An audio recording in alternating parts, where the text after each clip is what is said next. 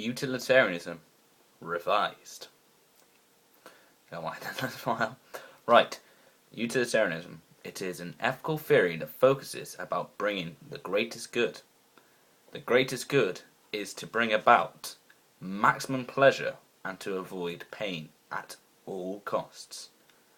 Basically, also, there are two types of utilitarianism, and that is act and rule utilitarianism. Act utilitarianism is the first form of utilitarianism, which is made by Jeremy Bentham. Rule utilitarianism was made by John Stuart Mill, who came after Jeremy Bentham. So first we will discuss act utilitarianism. Basically, act utilitarianism was devised by Jeremy Bentham, as I said previously.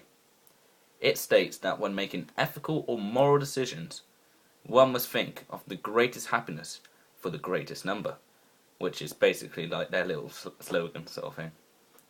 It looks directly at the consequences, and so because of this, it is simply straightforward.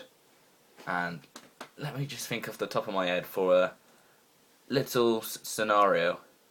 Okay, this could be considered a weakness, but it's the only one I can think of, as I will have to answer that in a later question. But consider the fact that there is a man, and he is an innocent man, but people want his head for a crime he didn't do. Now, morally, it is wrong to kill this person, but because of the fact that utilitarianism, and the fact that there is a big angry mob outside who want this person dead, utilitarianism will execute the man because it will benefit more people. So, problem. Now, rule utilitarianism is, instead of deriving good from the consequences, it does so in a different way. It states that you should not aspire to do good in an act, which is what act utilitarianism does, but to follow it, and you will basically get the act.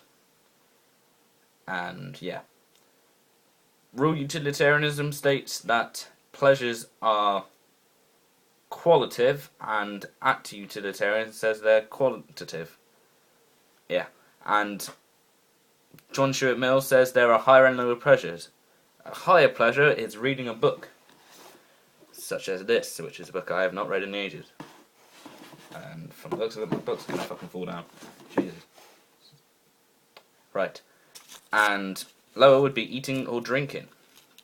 My fucking sweet wrappers. Right. And another way of measuring pleasures would be the hedonic calculus, which was a means of measuring pleasure. It goes from intensity to duration to certainty.